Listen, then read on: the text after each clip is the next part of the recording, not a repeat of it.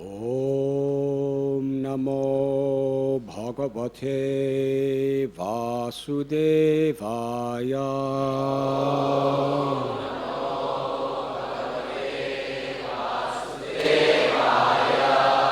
Om Namo Bhagavate Vasudevaya.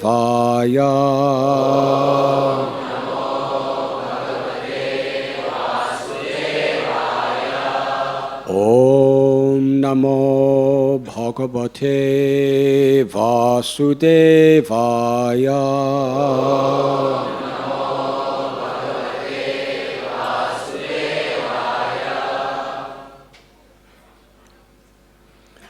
Muhurtam abhavad goshtam rajasa tamasavritam Sutam Yashoda napasyat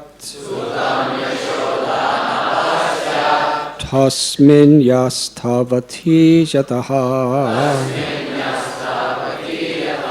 Muhurtam abhavad goshtam Rajasa tamasavritam Sutam Yashoda napasyat Tasmin yastavati yataha Muhurtam abhavad goshtam Rajasa tamasavritam Sutam Yashoda napasyat Tasmin yastavati yataha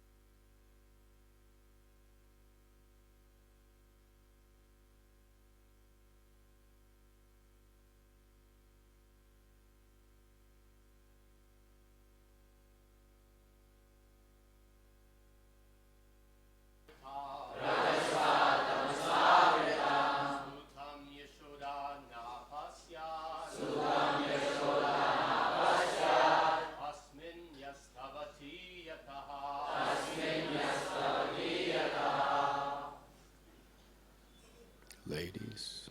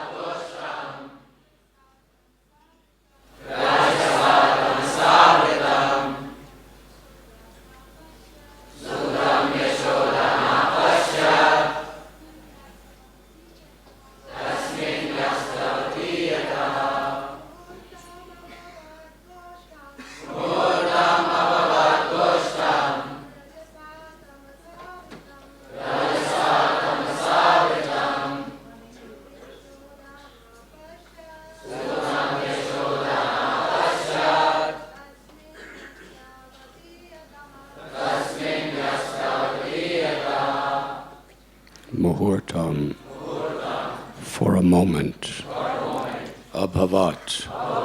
There was. Goshtam. Throughout the whole pasturing ground. Rajasa. By big particles of dust. Tamasabratam. Covered with darkness. Sutam. Her son. Yashoda. Mother Yashoda. Napasyat. Could not find. Tasmin. In that very spot. Nyastavati. She had placed him. Yata. Where? For a moment the whole pasturing ground was overcast with dense darkness from the dust storm. And Mother Yashoda was unable to find her son where she had placed him. Napasyat kaschanat manam param chapi vimohita Trinavarta nishishtabhi sharkarabhir upadrutaha. Because of the bits of sand thrown about by Trinavarta, people could not see themselves or anyone else, and thus they were illusioned and disturbed. Iti karapavana chakrapam suvarshe sutta padavim abala vilakshyamata ati karunam anusmarantya sochan bhuvi patita mritavats vatsakayatago. Because of the dust storm stirred up by the strong whirlwind, Mother Yashoda could find no trace of her son, nor could she understand why. Thus she fell down on the ground like a cow who had just lost her calf and began to lament very pitifully.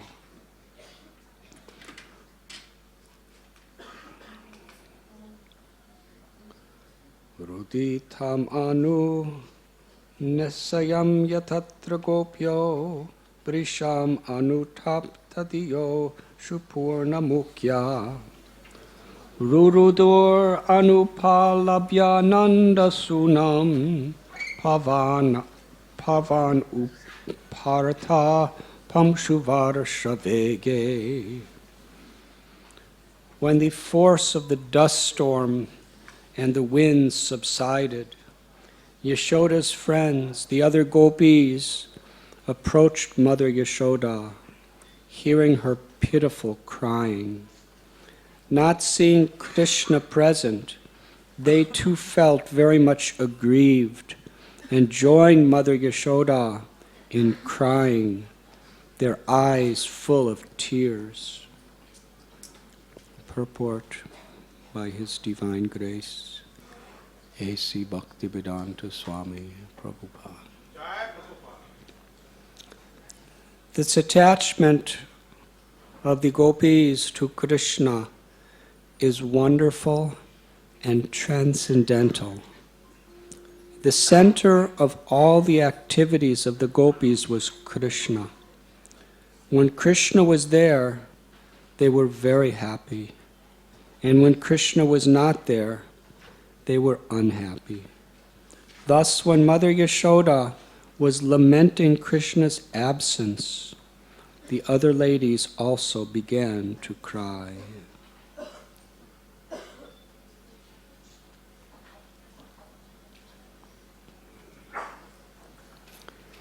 Om Gyantimidandasya Gyananjana Chalakaya Chakshuru Milidam Jena Tasmai Sri Gurave Namaha Sri Chaitanya Manobhishtam Sthapitam Yena Bhutale Swayam Rupa Kadamayam Dadati Swapadantikam Vandeham Sri Guru Sri Jutha Padakamalam Sri Gurun Vaishnavanscha Sri Rupam Sagrajatham Sahakana Raghunatham Pitam Tam Sajivam Sadvaitam Savadutam Harijana Sahitam Krishna Chaitanya Devam Sri Radha Krishna Padan Sahagana Lalita Sri Vishakan Vitamscha He Krishna Karuna Sindhu Dinabandhu Jagatpate Gopesha Gopika Kanta Radha Kanta Namostate Tapta Kanchana Gaurangi Radhe Vrindavaneshwari Vrishabhanu Sute Devi Pranamami Hari Priye Vansha Kalpatarubhyascha Kripa Sindhubhya Evacha Patithanam Bhavanibhyo Vaishnavebhyo Namo Namaha Sri Krishna Chaitanya Prabhu Nityananda Sri Advaita Gadadhar Shivasati Gaura Bhakta Brinda Hare Krishna Krishna Krishna Hare Hare Hare Rama Rama Rama Hare Hare.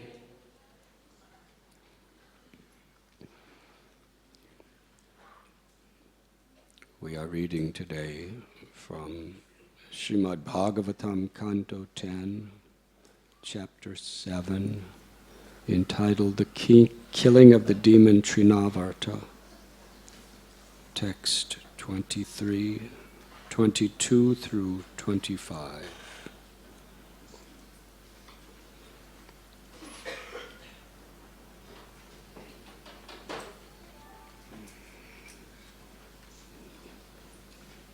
In this particular verse, 25, there is a very deep, profound illustration of the nature of oneness from the perspective of pure unalloyed bhakti. Yashoda Mai, the mother of Krishna, was inflicted with such grief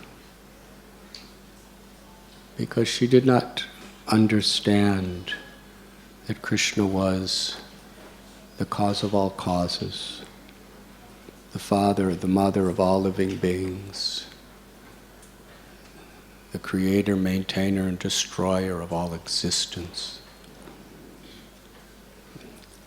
She had already realized that, but for her that was like basic arithmetic. To understand the greatness of God is a very fundamental level of spiritual knowledge. But when love awakens, and that love is so intimate, Krishna wants to enjoy and give us the enjoyment of much higher, sweeter levels of spiritual experience. Therefore, by the power of Yoga Maya, Krishna covers his greatness. And how does he cover his greatness? It's not exactly an illusion. Rather, the higher truth of Krishna's beauty, Krishna's madhurya, his transcendental sweetness, Krishna's playfulness, Krishna's intimacy is revealed to such an extent that the power and majesty of God moves aside.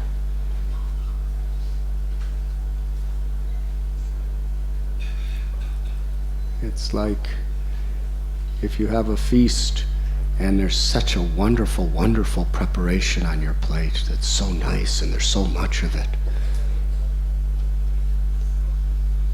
And then there's something you like, but it's all right.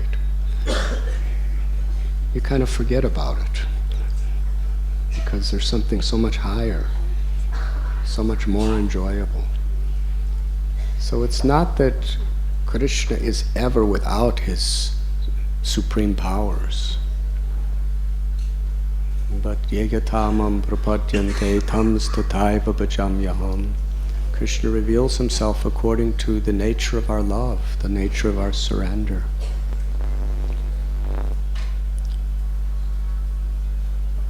So we find even such great sannyasis and powerful yogis and scholars, how they give the highest reverence to Yashoda Mai and the Gopis, because the nature of their love.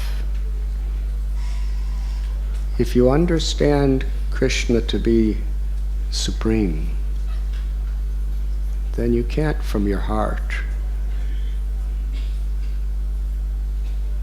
think that you can control Krishna, conquer Krishna, chastise Krishna. But Yashoda Mai was doing all those things. She was thinking, Krishna's completely dependent on me. He's a helpless baby. And even if he displayed such incredible supernatural powers as a little baby, still the nature of her motherly love is, it must have been God protecting him.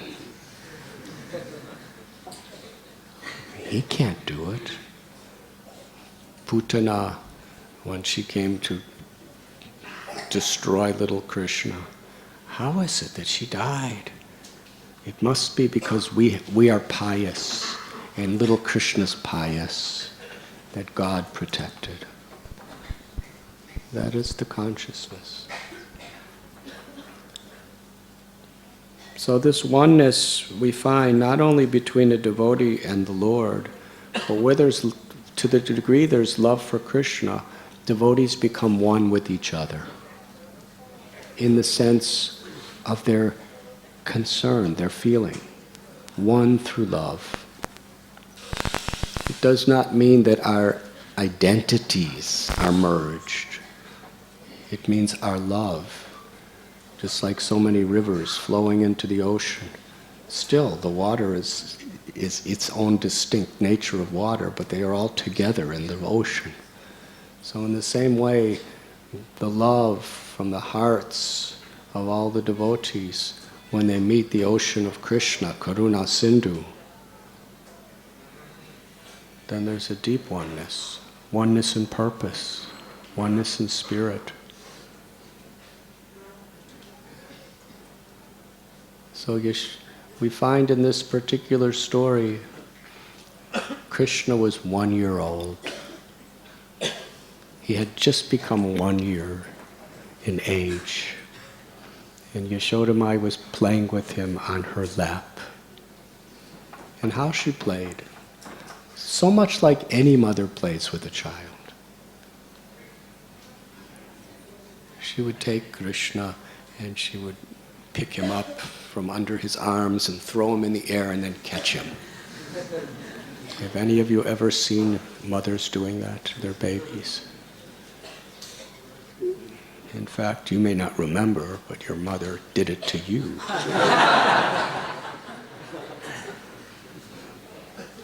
Just throwing, and Krishna goes up in the air, and he's, and then she catches him right before he lands on her lap. And then Krishna laughs and smiles, and she does it again and again and again. It's only to make the child happy.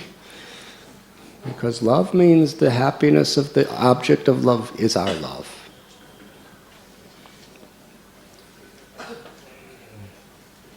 When a loving mother throws her child in the air and catches, the child laughs. She's actually doing it for him or her, because it makes the child happy. And what makes the child happy is what brings the mother the highest happiness. That is love. Love is selfless. The example of watering the root of the tree automatically, that goes to every part of the tree, the nourishment.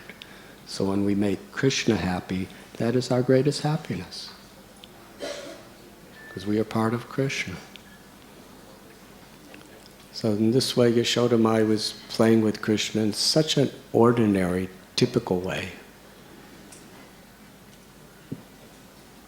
And yet this is the highest perfection of the supreme state of yoga. Yes? One needs special grace of God to understand this principle.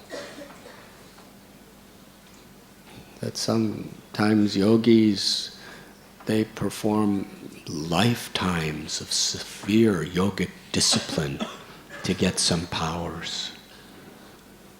And sometimes they could do things very, very difficult. They could stop breathing.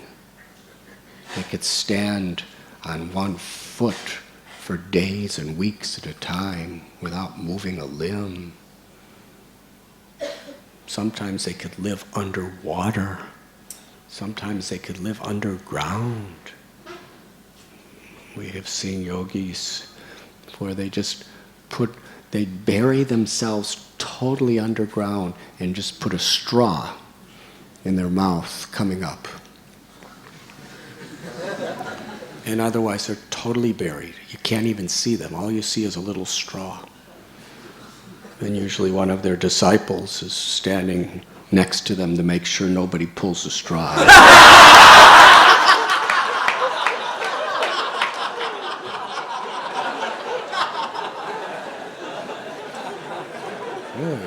Because in India, anything could happen.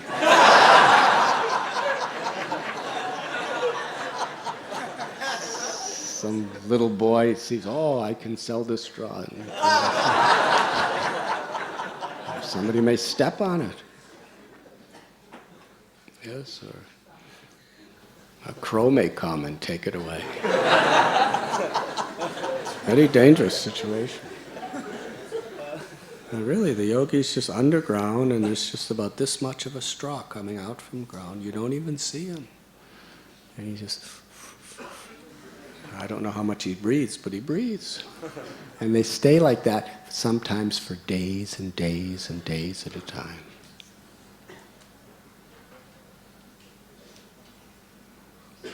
I didn't see, but maybe the disciple takes like a glass of juice every now and then.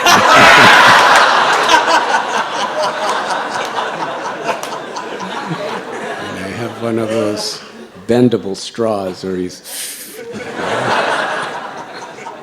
But I don't think so. I think actually they don't have to eat for so many days. So these are very difficult austerities.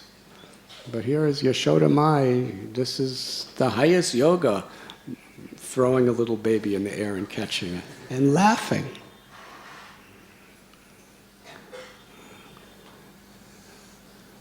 Because it's an expression of pure, unadulterated love.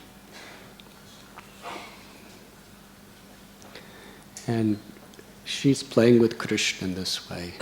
And Krishna knows everything. Even when he's a little baby, just playing that role so sweetly, still, all the powers of God are there. In fact, it describes in the scriptures that when Krishna appears, all the avatars, all the expansions of the Lord, they all merge into his body. Narasimhadev, Varahadev, Mahavishnu, Karunodakshayi Vishnu, Shiva, they are all present in Krishna's body, with all the powers and all the knowledge and all the everything. So Krishna understood that Kamsa had sent Asura, Trinavarta Asura, to come specifically to kill and eat Krishna. That was his motivation, to murder Krishna, then eat him. He was a Rakshasa.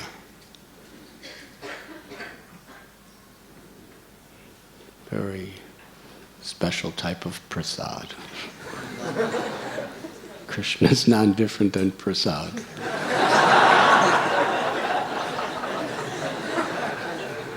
But this is how Rakshasas interpret it.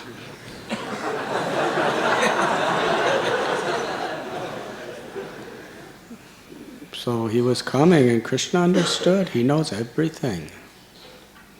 So what he did is Krishna became heavy in the arms of his mother, because he didn't want Yashoda Mai to be inconvenienced or endangered by this asura coming to get him.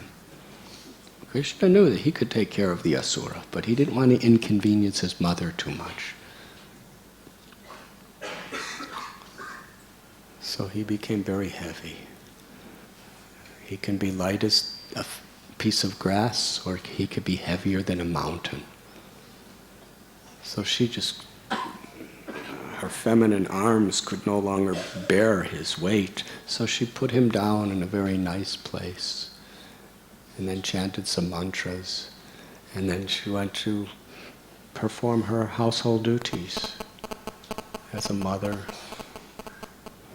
At that time, Trinavarta assumed the form of a whirlwind. This windstorm was so acute that it raised dust and sand and created total darkness, where absolutely no one could see anything. Not a single person could, or animal, or anyone, could even see the nearest part of their body. The darkness and the dust and the sand blowing around was so dense that literally everyone was blind. So Yashoda Mai immediately, she's feeling this wind and she's seeing this is going to be such a devastating storm. And Krishna was just outside, laying on a little cushion. So her first mind was not her life. Her first thought was not her property. Her thought was Krishna. Her life, her soul, her everything was Krishna. Her property, her life, everything else was only meant for Krishna. We understand the love of a mother for a child, the love of a father for a child. Multiply that infinitely, and you have the nature of Yashoda's love for Krishna. Because every baby has its lovable nature. But when your baby is Krishna, he has an infinitely lovable nature. His capacity to love and his capacity to be love is limitless. So Yashoda Mai, her love took the form of excruciating anxiety. Where is Krishna? This is something very dynamic.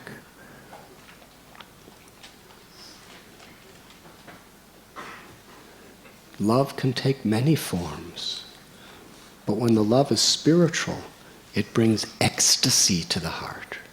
Even anxiety brings ecstasy to the heart when it is toward the Supreme Lord. So Yashoda Mai, there was no way that she could find Krishna. She was running in circles. Where is Krishna? She was screaming out, calling out, has anyone see Krishna? Where? How? It was total blindness.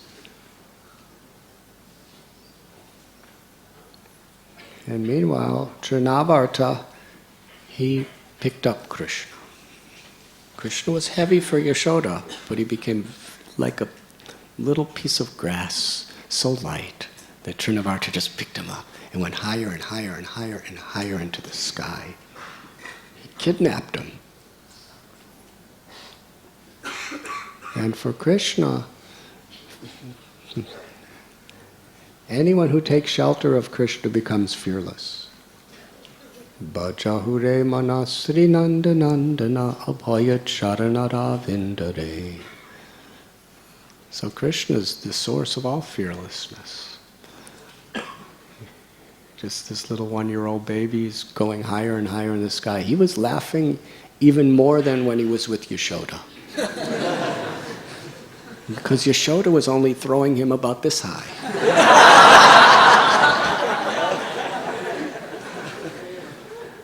And within a few minutes, Trinavarta had him like 30,000 feet above sea level, which higher than Air India can take you. And he went higher and higher and higher still. And for Krishna, Mother Yashoda was giving him a taste of going high, so he wanted, Mother, you could only throw me this high. I want to go higher. So Trinavarta, he didn't come to fulfill Krishna's desire, but Krishna had his desire right at the time when Trinavarta was going to come. So everything comes together so perfectly. Krishna was way, way, way up. Now he's in outer space.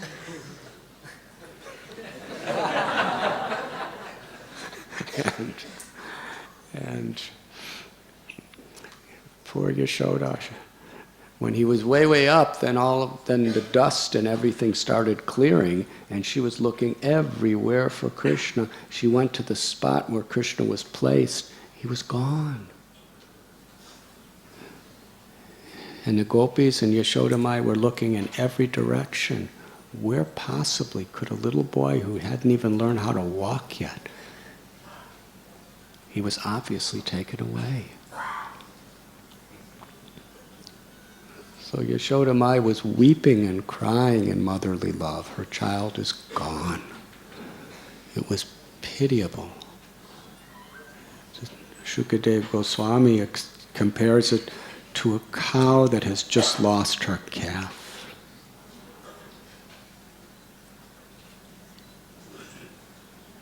That example just gives the innocence of the expression.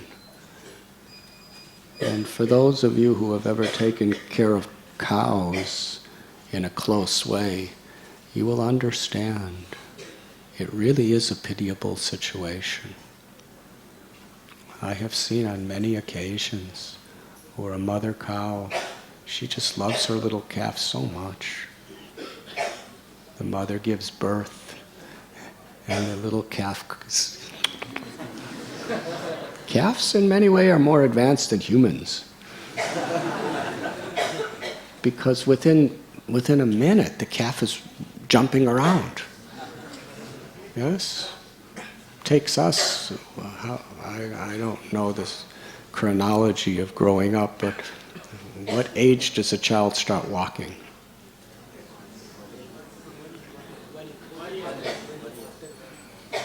Somebody who's a mother, please say. Sachi Devi, you can say. Huh? What age did Gauranga Prabhu start walking?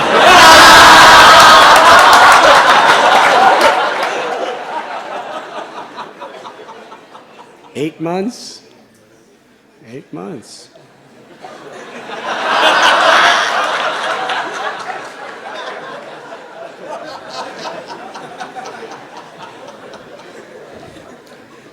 Little by little, everything will be revealed.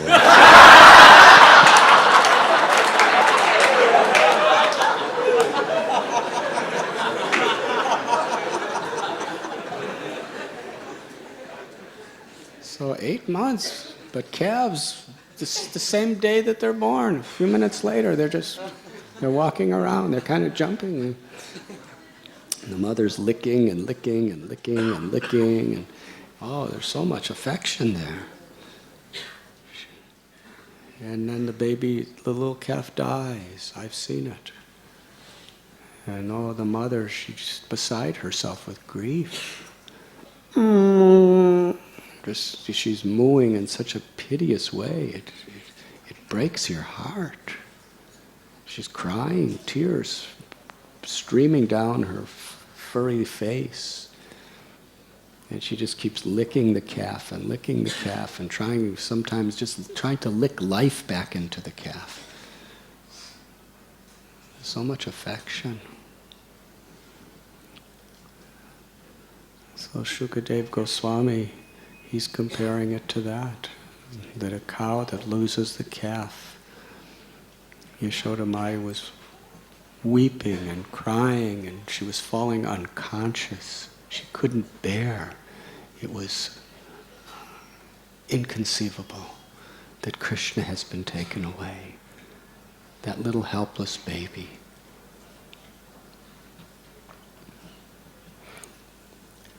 And all the other gopis came, and they felt exactly the same sorrow as Yashoda. To see her in that state, because they loved Krishna too. They loved Krishna in very much the same way as Yashoda Mai. He was the child for everyone. And especially because they had that love for Krishna, they could really understand what Yashoda Mai was going through. And it was as unbearable to see Yashoda suffering like this as it was to feel what Yashoda was feeling. This is Paradukkha Dukhi on a very, very transcendental platform. The nature of a saintly person is Paradukkha Dukhi. The nature of being able to speak high things, being able to perform various mystical feats or accomplish great things is one thing. But deep down, what makes a person great is the quality of Paradukkha Dukhi. And this we should focus on. And that is that another person's happiness is my happiness. And another person's suffering is my suffering. That is compassion, karuna ras, love and compassion. So all the gopis, they were absolutely one with Yashoda in the sense that they shared her sorrow in such a deep way. They cared about her so much. They would do anything, everything, to alleviate her unhappiness. And even in this world, the mode of goodness, this is what makes people cultured. In most traditions, when someone dies, a loved one, be it a wife or husband or child or parent, there's a time of grieving. And in that time of grieving, family and friends and well-wishers come and share your sorrow with you. In almost every culture and every faith, there's a certain way that is done. Or, there may be some rituals, there may be some ceremonies, but really the purpose of it all is we're coming together to share your grief. Your grief is my grief.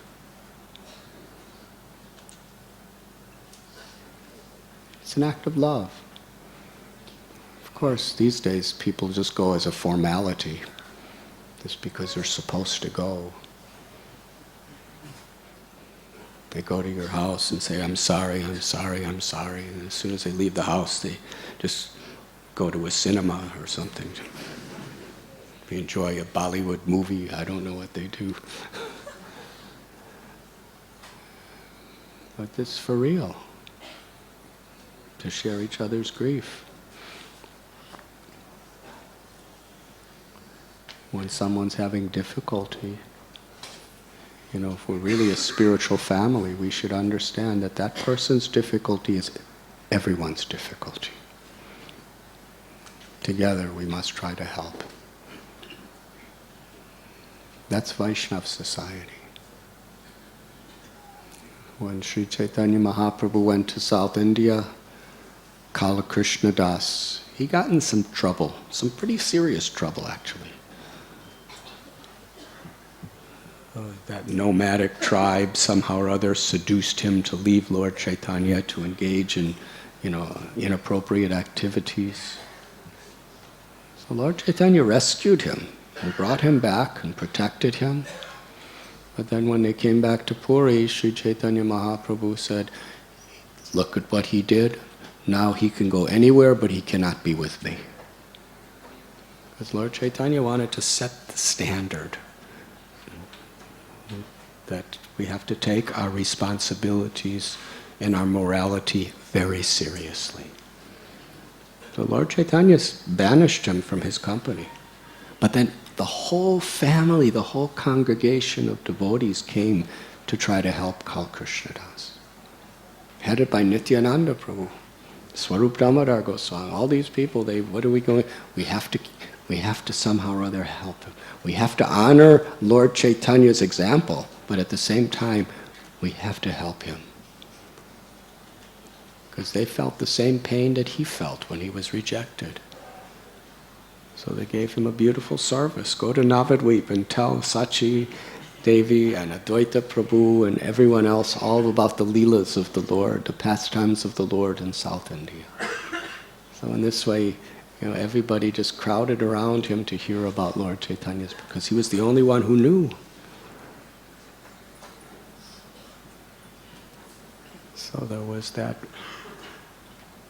genuine concern that your suffering is my suffering. And he actually had some problem. It was for real. But still, they all tried to help together.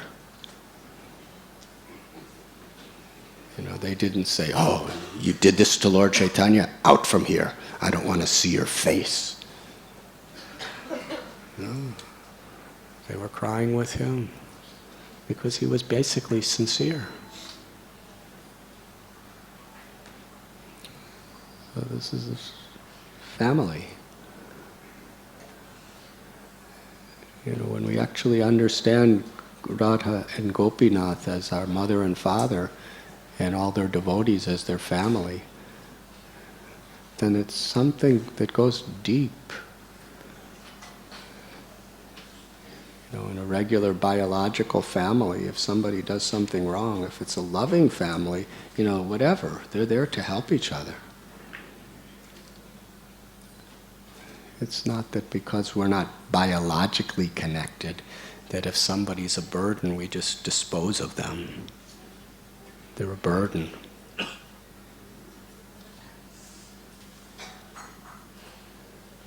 Burden of love is a great opportunity. So this was Yashoda's and the Gopis. That was their mood. Yashoda's suffering because of the loss of her child. So they were all suffering with her. They were all kind of crying like the mooing of cows that lost their calves. And this was the situation. Meanwhile, Krishna, he was having such a good time. He was just looking down at the scenery and Trinavarta was taking him higher and higher, and Krishna knew he's taking him up there to kill him. But Krishna, he was seeing the good. It's like the most incredible roller coaster ride ever made. But then, Krishna understood the sorrow of Yashoda and all the other gopis. And he also understood the evil intent of Trinavarta. But he also was thinking that he's given me so much fun. Why should he continue in this demoniac mentality and this demoniac? I will give him liberation. He's given me so much enjoyment, I will give him liberation. So Trinavarta was gigantic. And he was really a mystic yogi. Can you imagine having the power to make a dust storm like that by just twirling around? Any one of you, go ahead, twirl around. See what the rest of us do. He went higher, higher, higher, higher, higher. It's gigantic. And Krishna was only like this big compared to him. He became heavy. Krishna doesn't have to grow to become heavy. He became as heavy as a planet. And he was only this big. And it's not that there was some sort of biological thing going on of the condensing of his cellular structures. No, he just... In the Bible, let there be light, and there's the sun. Let there be life, and there's life. Krishna let me be heavy, and he was heavy. So Trinavarta he was way up in the sky, and now he was about to fall down because Krishna was so heavy. So with all of his strength and power, he tried to tear Krishna and throw him away. The little Krishna with his tiny little arms, he put around Trinavarta's neck and squeezed. He went, and Trinavarta was choking. He was really choking. He couldn't breathe. With all of his power, he was trying to remove Krishna and throw him away. And Krishna was smiling, and he was laughing. He was still looking down at the scenery from outer space. It just so nice. He was squeezing his neck every now and then just to give more effects to the pastime. Krishna's little tiny lotus soft feet would just give a little kick. And that little kick was like a massive nuclear bomb hitting him in the chest. That's what he felt like. And finally, Krishna just squeezed him so hard that Trinavarta lost his life. And then he came soaring down. And Krishna arranged it so he fell on a gigantic slab of rock. So his body just dislocated in every part. And he was massive, and Krishna was on his chest playing. And when all of us, can you imagine Yashoda Maya and the Gopis, all of a sudden they're looking for Krishna, where is he? They didn't know where he was, and all of a sudden, this massive asura lands on a rock from the sky. And Krishna's smiling and laughing. He's still can't even walk, he's crawling.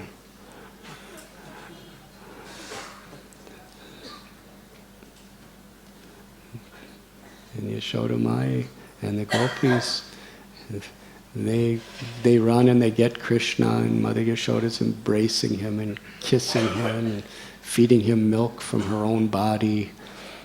And she's thinking that the Supreme Lord has saved our helpless, innocent little son.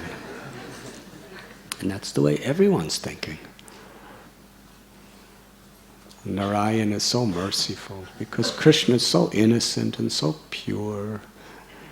The Supreme Lord has protected him.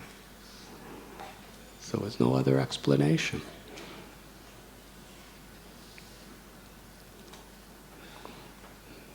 Situation like that, you can't just say it was his good luck. It's the grace of God.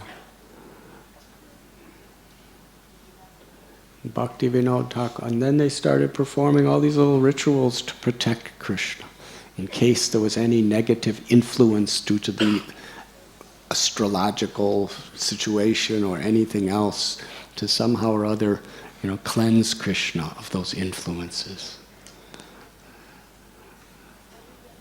Srila Prabhupada, he said when he was a little child, his mother would do so many things to protect him.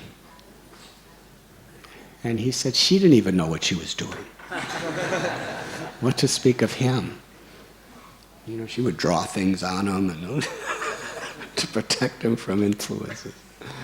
Bengali mothers, what to do. But it's an expression of love.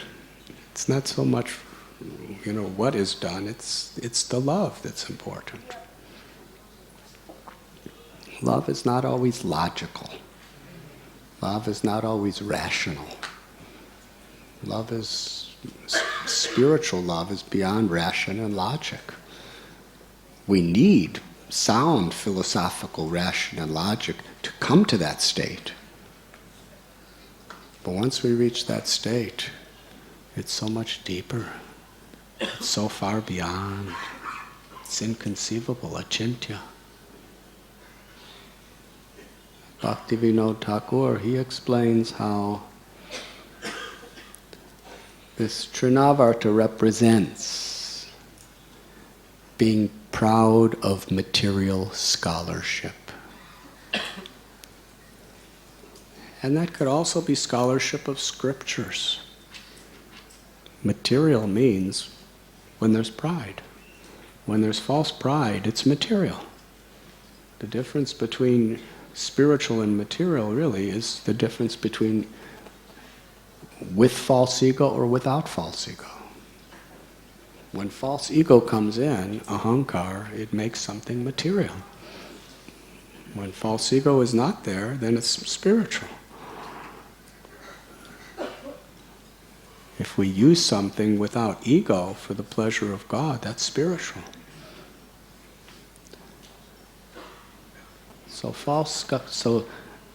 pride of scholarship. It makes us think that we're going higher and higher and higher and higher and higher.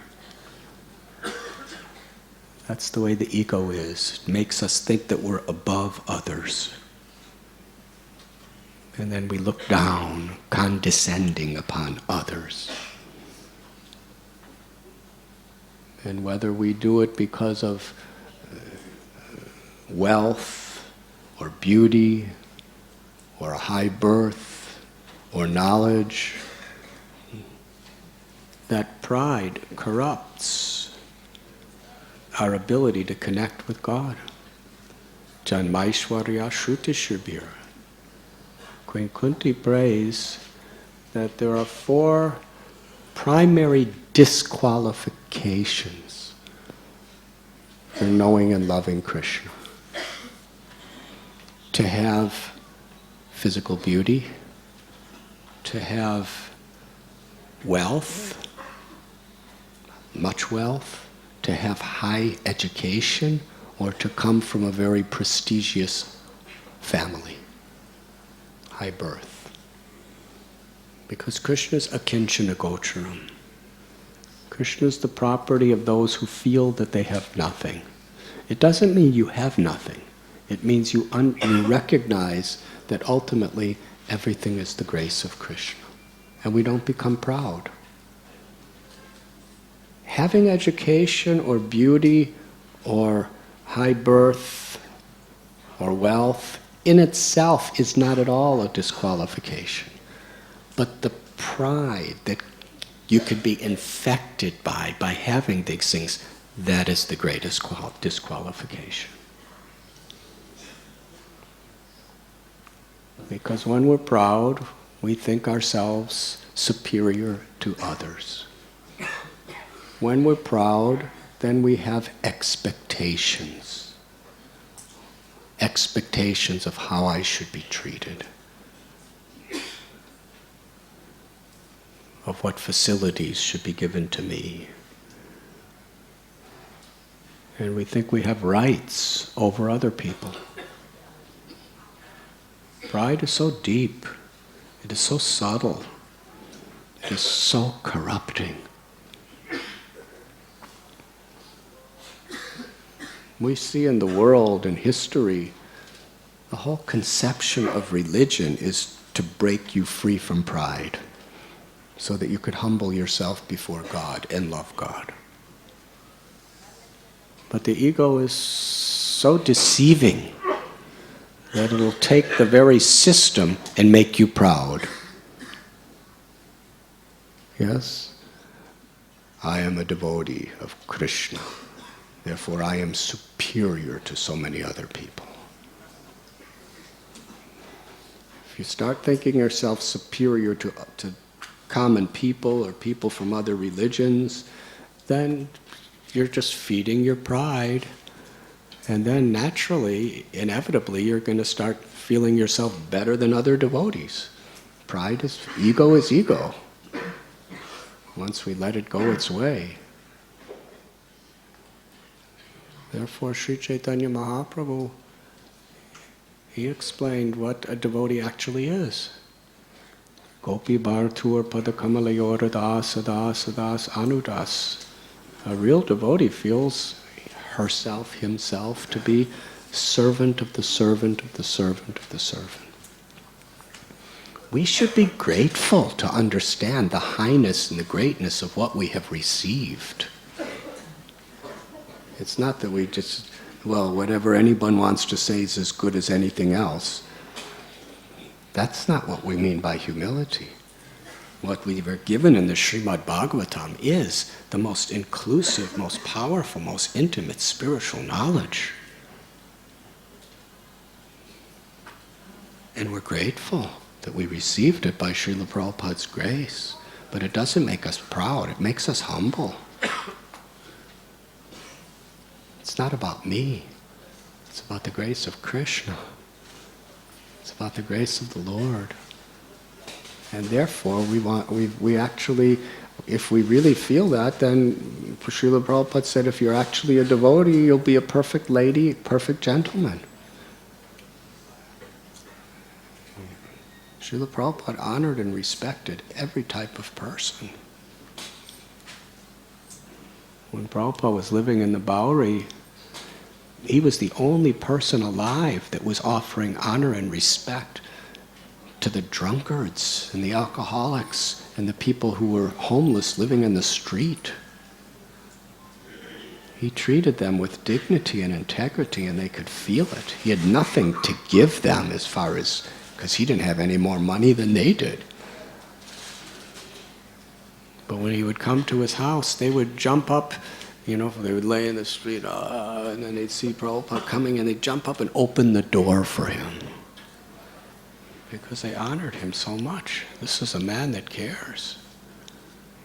The only person alive who acknowledges their existence and respects them. And he's a scholar, he's a saint. He's coming from Vrindavan.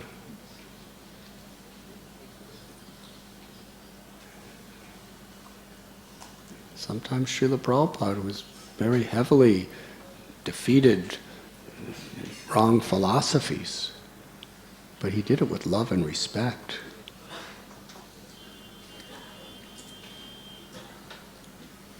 So Kunti is explaining that high education, high beauty, high birth, high wealth can intoxicate a person with false pride, where we think I have special privileges and you don't.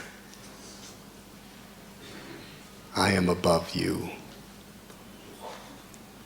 In other words, we're thinking, according to this analogy, I am Trinavarta. You should recognize that. When you think yourself better than someone, you should understand, I am taking the role of Trinavarta, that mentality. I'm higher than you. But Trinavarta was higher only by material things. Yashoda Maya was down on the ground. She didn't have any of these powers. But she was higher. She was infinitely higher than Trinavarta. Because she had no false ego. She simply loved Krishna. So somehow or other, we have to kill this false ego by purifying it. Ultimately, we don't want to kill our ego. We want to transform it from false ego to real ego. From being proud of our own selfish due to some deep, deep insecure need, to being proud of Krishna and being proud that I'm a child of Krishna.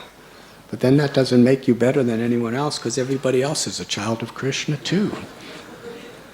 So when we infinitely feel the glory and the beauty and the love of being a child of Krishna and the happiness there, then it doesn't make us proud, because we see mamaivam so jiva loke. Everybody's a child of Krishna.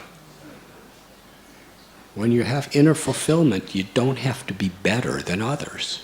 This is a mundane conception.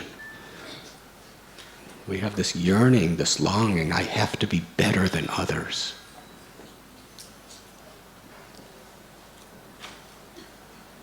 But in the spiritual world, everyone is unique. It's not that it's just a boring blur of everyone's the same. Yes? Everyone is unique.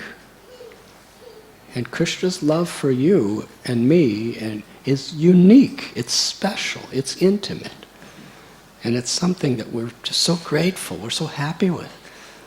But we should understand that that same uniqueness is inherently in everyone's relationship with Krishna. So we don't have to do better, we don't have to be better.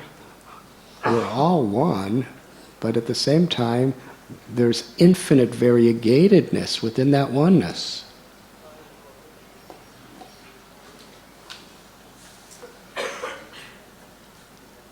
We don't have to prove anything to anyone, because we're feeling God, we're feeling Krishna's presence, accepting our love, accepting our service. There's nothing to prove. We just express that love with humility, with devotion.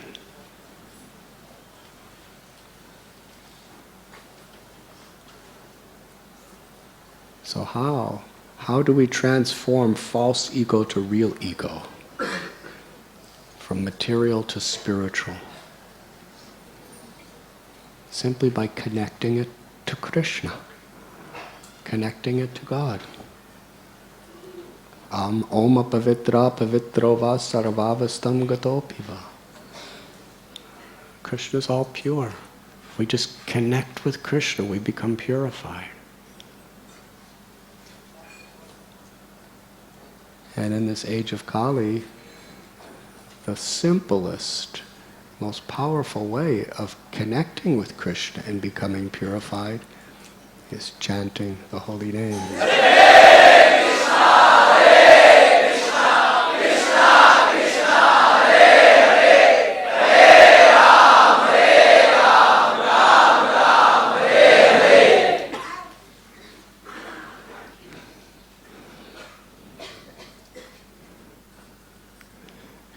And it's interesting how when we chant Krishna's name,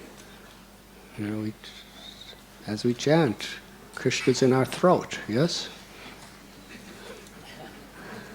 Hare Krishna, Krishna's resounding, that sound vibration is in our throat, it's in our tongue, it's in our mouth.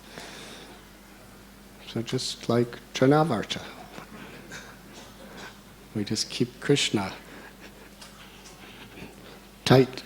Krishna was tightly squeezing Trinavarta's throat, and in the process he killed Trinavarta's ego, and he became the illusory ego of Trinavarta, his mundane self crashed down to the ground, and his soul was liberated. So if we somehow or other, just by, if we chant with sincere feeling, Trinadapi Sunichena Taror Ivasahishna, then Krishna will be so happy, he'll just hold on to us.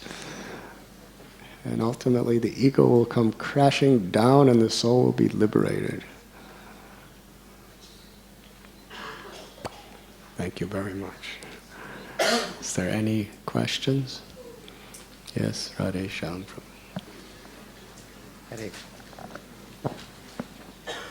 Hare Krishna. Maharaj, sometimes when people say that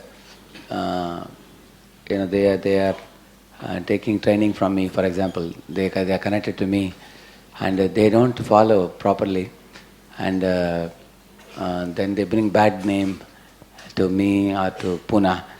Then sometimes I feel that I feel upset, with that why they claim their connection to me while not following what I tell them to follow, So is it also a type of material ego, or is it a sense of responsibility? I'm not very sure about that.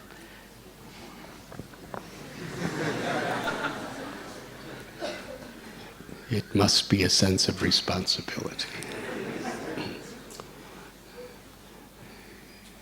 We should see that these types of situations, although unfortunate, see it as Krishna's way of trying to help you to really come more and more above the false ego. What's important is to make sure that we don't have ulterior motives, we are not mistreating people, we're really trying to do the best we can. And even if you do the absolute best you can, still people will blame you and people will criticize you, because that's the nature of the world. And we should hear it to see if there's some truth, that I'm doing something wrong, that I'm making some mistake. If there is, we should rectify it. And even if there is, we should rectify it, but we shouldn't become depressed, because life is about learning. But if it's an exaggeration that's beyond moral limits of how people are criticizing and condemning, because oftentimes people do it not because of what you've done, but because of who they are.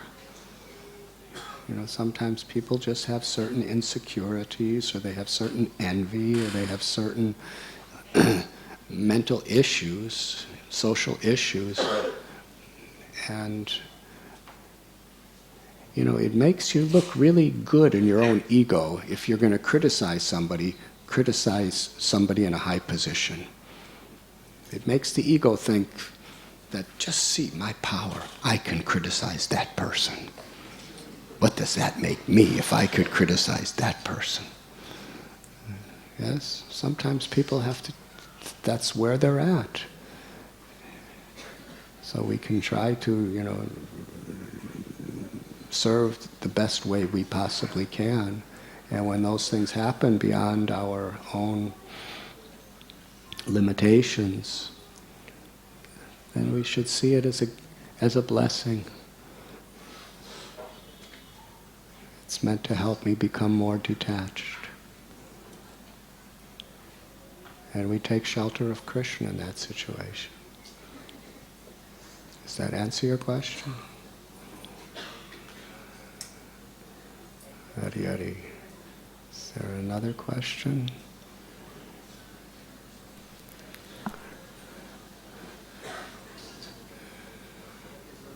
Huh? You have one more. Hare Krishna.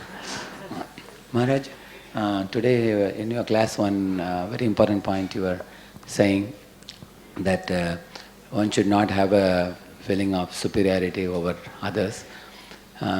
Sometimes even when we do good to someone by making an effort to rectify their anartha, and after it is done, and in case they get better also, sometimes one problem is that sense of superiority, which is an anartha that may come in my heart.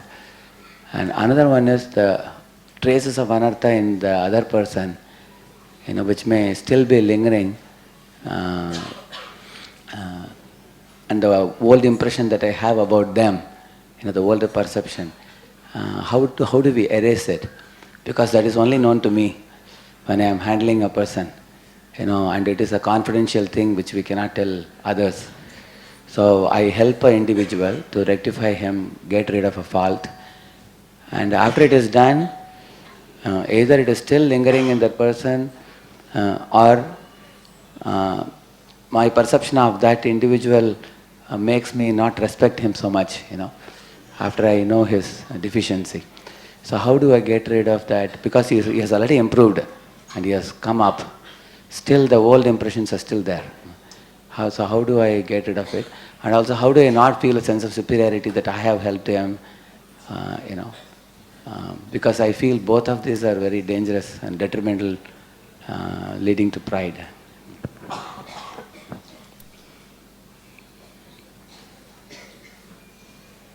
Just be honest.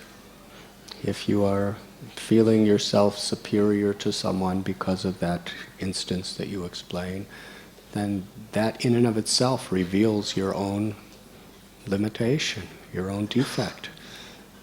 So just seeing that ego in yourself should humble you. Yes? The mind is like a restless child, and the intelligence is meant to be like a loving mother. So the restless child is naturally going to go in so many places to get in trouble and to endanger himself. But the loving mother is always there to bring the child back to the right place. So similarly, the mind's nature is like that, to find fault, to be egoistic, so many things, to want to enjoy this, to want to be averse to that. But the intelligence, like a mother, has to keep yato yato nishchalati manas chanchalamashtaram. The Gita says, wherever the mind wanders due to its flickering and unsteady nature, we must bring it back to that safe place. And that's the function of the intelligence. When the intelligence is nourished by the power of spiritual knowledge and grace, then it can modify and give proper interpretation to the wanderings of the mind.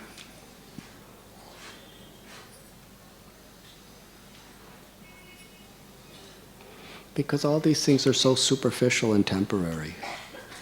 You know, a person may have some difficulty, and a person may confide in you. This is what you're saying. And then you could help the person come out of it. And then you're thinking this person has this difficulty, and you're making judgments of him. But this person, you know, if he's overcoming his difficulty, by the end of this life, this person can go back home, back to Godhead. And you might, you know, take another birth because you think you're better than him. Huh? So we have to try to see the whole picture.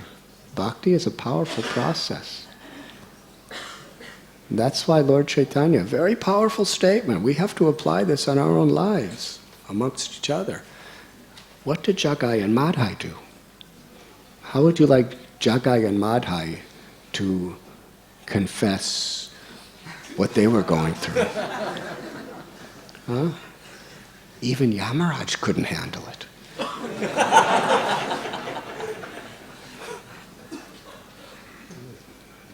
So if you're Jagai and Madhai, would have said, this is my problems.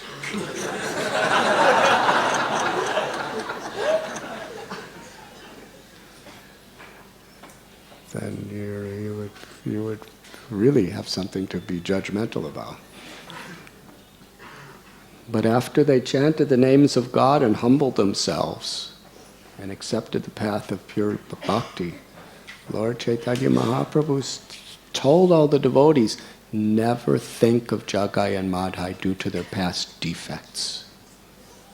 Now they're with us. They're one of us. Jagai and Madhai were dancing with the devotees in kirtan so intimately that they were they were crashing into Lord Chaitanya and everybody else. They were in such happiness. So Lord Chaitanya said like this, never think of them for what they were. Think of them for who they are. So if somebody's rectifying themselves, it's not our position to think of what they... We could think of what they were, not to judge the person, but rather to appreciate. This person was like that, and now like this. To come out from that into this, it's actually a glorification. It's an appreciation.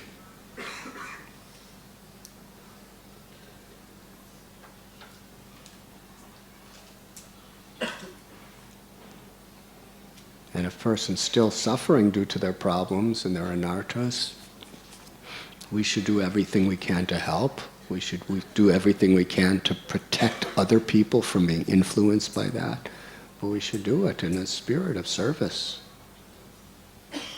And we should know. I mean, I've seen some of my godbrothers who went quite deep into Maya due to previous conditionings. But because somehow or other they did nice service.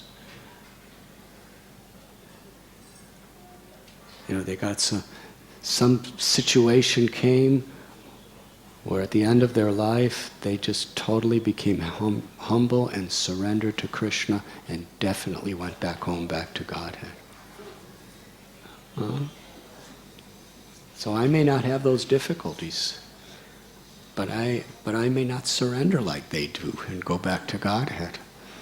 That's the way we should be feeling. Even if a person's having difficulty, we have to protect ourselves from that. We have to protect others from that influence. We have to try to protect them from that influence. But at the same time, we should understand that this person, you know, at any moment, he has a right to surrender and become perfect. And he just might. And this difficulty might just be the thing that really helps him to do it. Does that answer your question? So we have to try to see the large picture of things. We have to deal with the small picture. But real leadership is we deal effectively, comprehensively with the small picture of things, but we always see it in context of the big picture.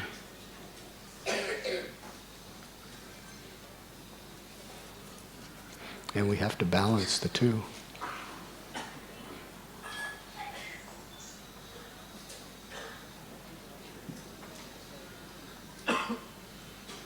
So I think we should end here. Thank you very much. Srila Prabhupada ki jai.